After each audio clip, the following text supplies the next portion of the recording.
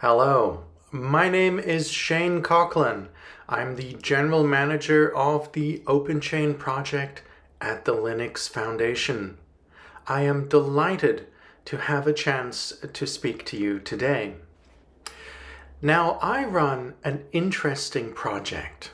We're focused on helping open source, but the way we do it is not through code. We're focused on process management, and we build standards to help people manage open source code. Our focus is on the supply chain. We're interested in how to make the supply chain more trusted.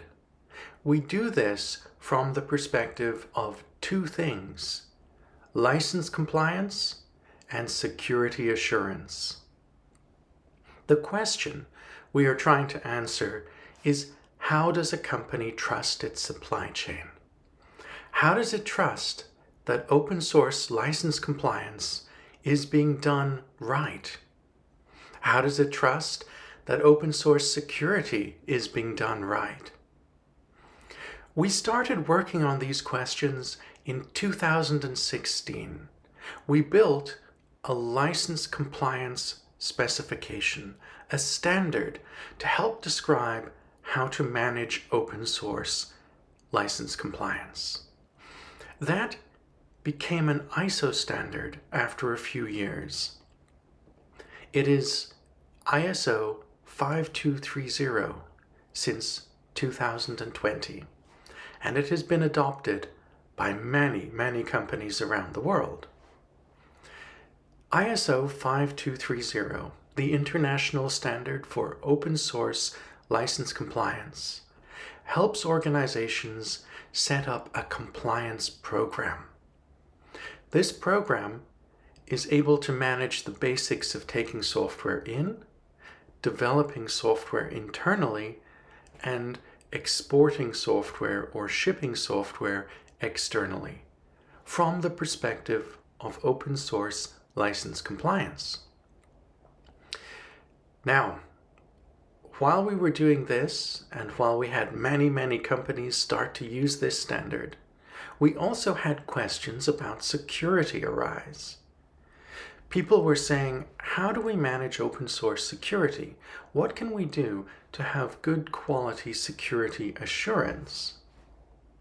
Our community, which is very large, thousands of people around the world, our community said, well, we know the basic process approach for a good quality open source license compliance program. Can the core of that also be used for security? The answer was yes. And we built a sister specification, a sister standard for security.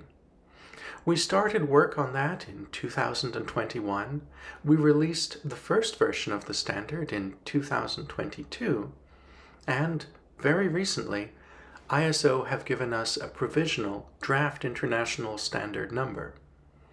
You'll find us as ISO IEC DIS 18974. That's the OpenChain Security Assurance Specification. The OpenChain standard for license compliance and the OpenChain standard for security assurance help you to have a program with the key components, the key requirements of a quality license compliance or security assurance focus. You can use one standard or you can use both. It depends on your company and your requirements. Now, building standards to help people manage open source is useful. It means that one company knows that their processes are effective and efficient. And it means a supply chain, as more and more companies use the standards, a supply chain is more trustworthy. The question is, how do you get started? What if you're just hearing about these standards for the first time? What do you need to do to begin using them? What do you need to do to communicate about them to your suppliers or your customer companies? The OpenChain project has focused on answering that question from the very beginning. We have built all types of reference material to help support you. For example, we have training slides, we have policy templates, we have self-certification checklists and questionnaires. We have all types of reference material to educate your suppliers, to inform your management how and why this is important, to give your engineers compliance documentation. We've even created online training courses that you can use for free through the Linux Foundation training program. Our reference material is freely available. If it's hosted on the OpenChain project, it's public domain, CC0. If it is something like a case study, of course you can't edit it, but you can still access it freely. We want to make sure that every company around the world can get started in building high-quality license compliance or security assurance programs. The reference material we provide is not only in English. For example, today you can very easily self-certify yourself to our license compliance standard or our security assurance standard in simplified Chinese. You'll also find all types of reference documents in your native language. But we haven't translated everything yet, so we're continually looking to work with you, the local community, to get more translations ready. And that's really the key of our project. We build ISO standards. We provide huge amounts of resources so people can adopt those standards. But we are you. This is an open source project, building open source standards. We have work groups in China as well as many other countries. These work groups operate in the local language, and they're where people get together and talk about what they're doing in compliance or security, what they need. And then we build the solutions together. All around the world, every month, we have global calls where people edit the next generation of the standards. Our education work group meets and works on the type of material that can help people do training courses or policy templates in the future. Our automotive or telecommunications work groups collaborate on industry-specific items. Special work groups talking about export control or public policy, trying to make sure that everyone in every field can get understanding and get access to the right information to do the right management around open source. Our standards are high level. We are a starting point.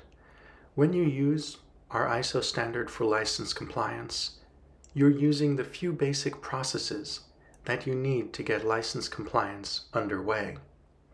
Think of it as a pyramid. At the top of the pyramid is something like our standards.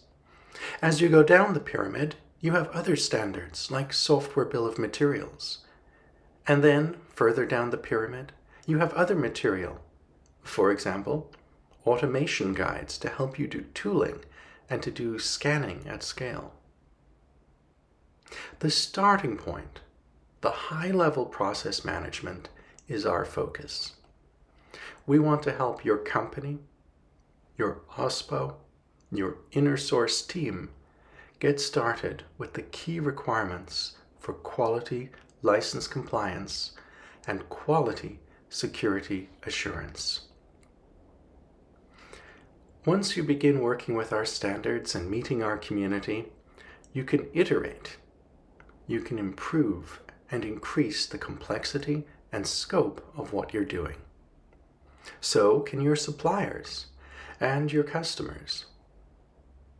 But the important thing is we get started, and we start with the strong, correct foundation to manage open source licensing, to manage open source security, to make sure that our company, our OSPO, our inner source program office is well positioned to save time, to save money, and to get things right.